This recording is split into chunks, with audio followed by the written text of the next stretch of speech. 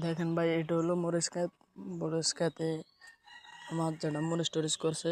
দেখেন মরিচ ধরছে, ভালো মরিচ ধরছে। দেখেন গাছে প্রচুর পরিমাণে মরিচ গাছ। দেখেন বেশি মরিচ গাছ, এগুলো দেশিগুলা ভালো মরিচ গাছগুলা।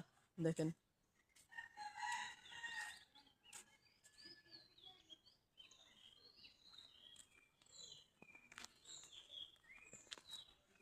গাইস, এটা এটা হলো গুবিয়া গাছ। এখনো গুবিয়া ধরে নাই এটার। এখানে আনারস গাছ আছে, দেখেন আনারস গাছ। এটা হলো পুঁই শাক। পুঁই শাক দেখেন, এটা হলো পুঁই শাক। এটা হলো জাম্বুরা জাম্বুরা গাছ।